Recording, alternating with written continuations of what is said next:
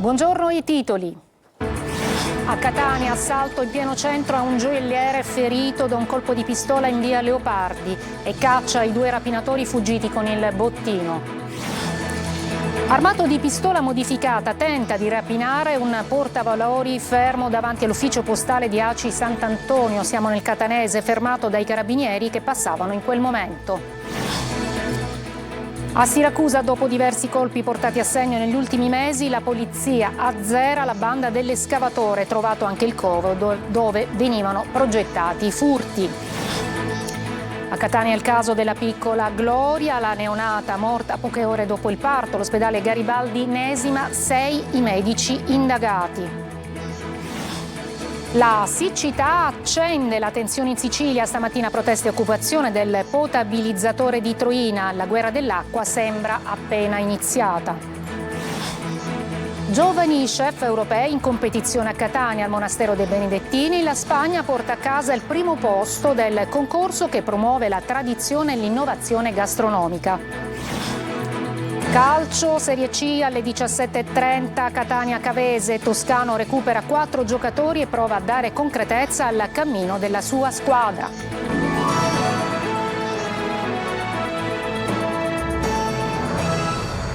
Buongiorno ed eccoci dunque, rapina in pieno giorno a Catania contro un gioielliere ferito da un colpo di pistola in via Leopardi e caccia ai 2 malviventi fuggiti con il bottino. I dettagli nel servizio di Orazio Longo.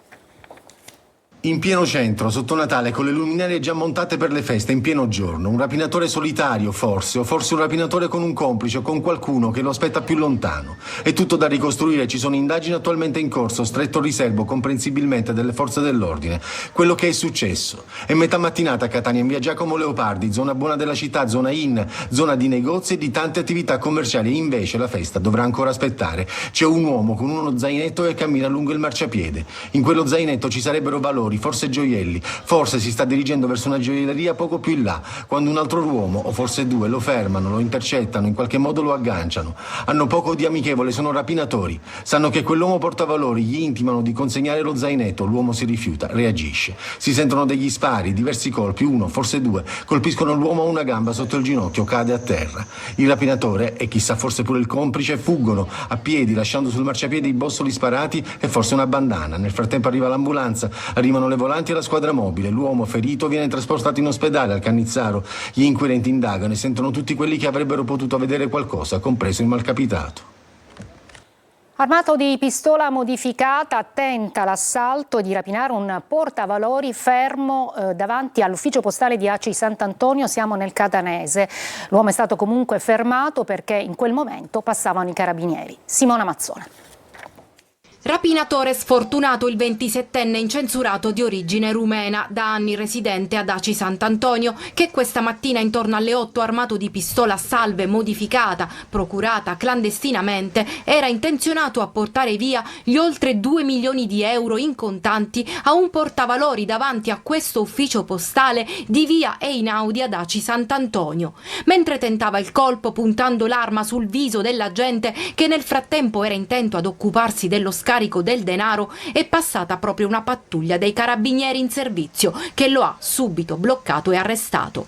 Ha puntato una pistola con colpo in canna, un calibro 7,65 direttamente in faccia all'agente, e per fortuna i carabinieri che stavano svolgendo un servizio specifico proprio per prevenire questo tipo di reati in questo periodo sono riusciti a bloccarlo e nessuno è rimasto ferito e nessuno ha esploso alcun colpo d'arma da fuoco. Nel contempo è scattato anche l'allarme del portavalori, ma già i carabinieri della stazione di Aci Sant'Antonio erano sul posto. Adesso si indaga per scoprire se il 27enne fosse solo o ci fossero complici nelle vicinanze. Su questo stiamo indagando. Lui al momento era solo e a piedi, è arrivato a non appena è sceso l'agente dal portavalori e puntandogli la pistola in faccia. 350 kg di alimenti non tracciati o in cattivo stato di conservazione, sequestrati insieme con cocaina, armi da fuoco e denaro per un valore di quasi 700 euro. Sono alcuni dei numeri resi noti dalla Prefettura di Catania che costituiscono il bilancio di un'operazione interforze ad alto impatto nel quartiere di San Cristoforo. Dopo diversi colpi portati a segno negli ultimi mesi, la banda dell'escavatore è stata stanata dai poliziotti di Siracusa. Ha trovato anche il covo dove venivano organizzati i furti. Simona Mazzone. La tecnica era sempre la stessa. La banda dell'escavatore con ruspe e autocarri rubati distruggeva gli ingressi delle attività del siracusano per creare un varco, poi il rapido accesso ai locali e il furto delle casseforti. Ma l'attività, divenuta fiorente in questi ultimi mesi con numerosi colpi eseguiti tra Lentini e Francofonte, ai danni di attività commerciali, gioiellerie, istituti di credito e uffici postali, è stata fermata, dopo una fitta serie di indagini, dagli agenti del commissariato di Lentini e della squadra mobile, coordinati dalla Procura di Siracusa, che hanno individuato i 5 componenti della banda, arrestandoli nell'ambito dell'operazione New Holland. Li vedete qui con l'escavatore mentre distruggono l'ingresso di un'attività, ripresi dalle telecamere interne. Invece qui la base operativa dove avveniva l'organizzazione del colpo e nascosti i mezzi impiegati per le spaccate nelle campagne di Contrada Cannellazza a Carlentini. Una posizione strategica per i collegamenti con il territorio e per sfuggire alle forze dell'ordine tramite strade interne. Grazie all'elicottero del reparto volo di Palermo e una serie di appostamenti, la polizia ha infatti individuato escavatori e camion rubati alle aziende locali e parte del bottino dopo i furti ad alcuni istituti bancari di Vizzini. Secondo gli inquirenti, l'organizzazione studiava il piano con sopralluoghi preliminari. Tra i membri della banda anche abili conducenti di escavatori, capaci di effettuare il colpo in pochi minuti. Per far esplodere i bancomat veniva utilizzata la tecnica della marmotta, un ordigno che una volta innescato faceva esplodere la cassa, permettendo ai ladri di impossessarsi del denaro. Oltre ai 5 arresti sono scattate misure per 2 persone già detenute e 3 denunce per aver partecipato ad alcuni colpi della banda. Al momento risultano 5 i colpi messi a segno con un bottino da centinaia di migliaia di euro. Adesso a Palermo, dove ancora una volta allarme sicurezza, vetrine dei negozi spaccati e furti in piena notte, auto danneggiate e croceristi rapinati. Marco Gullà. Vetrine dei negozi spaccate, furti, rapine, finestrini rotti delle auto posteggiate e Palermo, soprattutto il centro storico nel cuore della notte. Queste immagini sono relative all'ultimo furto al Gran Café Torino di via Roma, vetrina spaccata e registratore di cassa rubato. Il quinto furto negli ultimi 7 mesi. Tra i residenti che hanno denunciato i danneggiamenti notturni alle forze dell'ordine si insinua anche il timore che i vandali siano alla ricerca disperata di denaro per l'acquisto di crack. Non solo di notte, guardate queste immagini. Quest'uomo in pieno giorno sta urinando seminudo, un residente lo riprende mentre l'uomo fa i suoi bisogni, poi se ne va indisturbato. Via Macheda, meta di turisti, diventa il Far West. Una donna prova a spaccare lo specchietto di un'auto e non contenta rifila anche una serie di calci alla vettura parcheggiata, ubriaco forse sotto effetto di droghe. Ma anche nella parte residenziale della città avvengono i furti, soprattutto all'interno delle auto, tra via Brigata Verona, via Emilia, via Liguria, via Le Campania, via Empedocle Restivo, via Lazio e via Tevere. Almeno 16 vetture sono state prese di mira e bersagliate negli ultimi giorni. E poi furti anche ai croceristi sbarcati in città, con 3 palermitani arrestati per avere borseggiato e derubato turisti scesi dalle navi. A Catania va avanti l'inchiesta sul caso della piccola Gloria, la neonata morta qualche ora dopo nell'ospedale Garibaldi di Nesima. Continuano le indagini e sono 6 medici indagati. Sarà una cerimonia strettamente privata, l'ultimo saluto alla piccola Gloria, la neonata morta 2 settimane fa all'ospedale Garibaldinesima di Catania, poche ore dopo il parto. La sepoltura è prevista per i prossimi giorni dopo lo slittamento dovuto, tra l'altro, al ricovero urgente disposto dal ginecologo di fiducia della madre della bambina, operata all'ospedale San Marco pochi giorni dopo essere stata dimessa dal Garibaldi per complicanze post-parto altamente rischiose per la salute e per la sua stessa vita.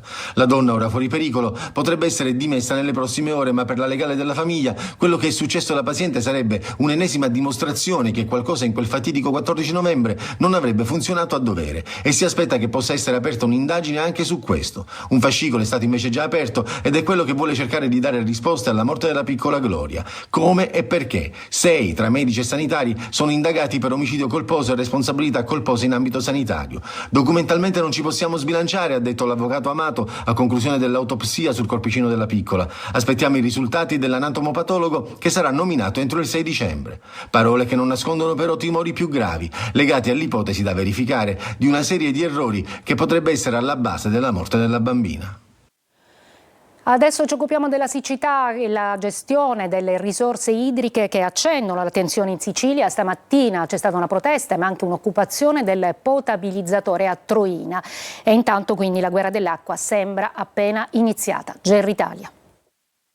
Alta tensione al potabilizzatore di Troina occupato dai cittadini di Cerami, Nicosia, Troina, Gagliano Castelferrato e Sperlinga che protestano contro la gestione dell'acqua della diga Ancipa. Poco più che uno stagno ormai, ma che da oggi dovrebbe tornare a rifornire almeno temporaneamente anche Caltanissetta e San Cataldo, aggravando una già critica emergenza idrica. La protesta al potabilizzatore segue quella dei sindaci della provincia di Enna che nei giorni scorsi si erano incatenati negli uffici della Protezione Civile regionale. Durante l'incontro il dirigente Salvo Cogina era stato accusato di sottovalutare il problema. Adesso il deputato Fabio Venezia, ex sindaco di Troina, chiede a Schifani il suo licenziamento. Se pensano che abbiamo paura, se pensano che ci fermeremo perché loro comandano e noi siamo una popolazione inerme che dobbiamo solo subire, hanno sbagliato.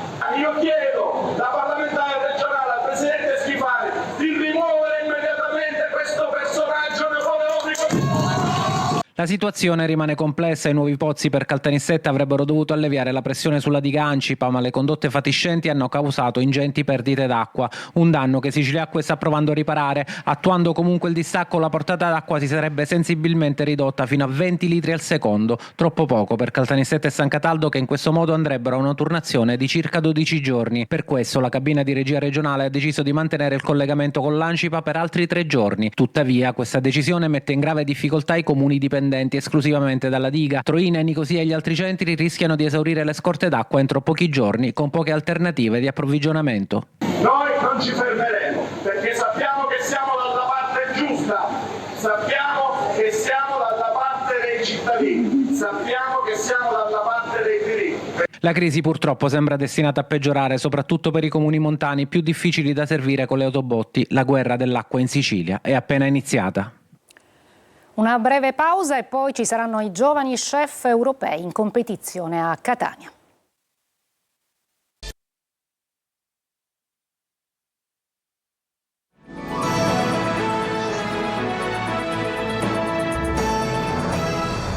La nuova puntata del Punto, l'approfondimento di Luca Ciliberti che andrà in onda oggi in diretta alle 14.30 su Telecolor e domani alle 14 su Antenna Sicilia, accenderà i riflettori sul Movimento 5 Stelle siciliano, la vigilia del nuovo voto degli iscritti con immagini e testimonianze esclusive.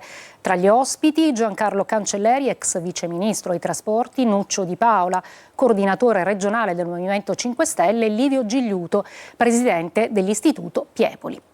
Adesso a Catania, dove ci sono giovani chef europei in competizione, infatti la Spagna si aggiudica il primo posto nel concorso che mette insieme tradizione e innovazione gastronomiche. Eva Spampinato. La regione della Catalogna in Spagna vince l'8ª edizione dell'European Young Chef Award. La Sicilia, recentemente insignita del titolo di Regione Europea della Gastronomia 2025, ha ospitato all'Istituto Alberghiero Giovanni Falcone di Giarre il concorso che celebra la creatività, la sostenibilità e le tradizioni culinarie locali. We're so delighted to be in Sicily. It's been a wonderful collaboration. Una modalità diversa sicuramente di svolgere attività tecnico-pratica e che ha dato anche l'opportunità di poter approfondire la comunicazione tecnica specialistica in lingua straniera. Il concorso ha riunito i finalisti di 8 regioni europee della gastronomia: la Catalogna e Menorca per la Spagna, l'Egeo meridionale per la Grecia, la Slovenia, la Sicilia per l'Italia, Gozo per Malta, Saimaa in Finlandia e Arriga in Romania. L'obiettivo è quello di promuovere l'innovazione nella cucina tradizionale, mettere in luce le culture alimentari sostenibili e formare futuri chef ambasciatori delle regioni e dei loro prodotti locali. Per il 2025 la Regione Siciliana metterà a disposizione buone risorse finanziarie per cercare di dare un impulso alle cose belle della Sicilia, cioè sicuramente ai prodotti della gastronomia, ai prodotti di eccellenza siciliani, ma non solo. I piatti dei giovani chef sono stati valutati da una giuria internazionale di chef ed esperti, presieduta dalla chef Martina Caruso, una stella Michelin. Breve pausa e poi in Serie C il Catania che alle 17:30 affronterà al Massimino la Cavese.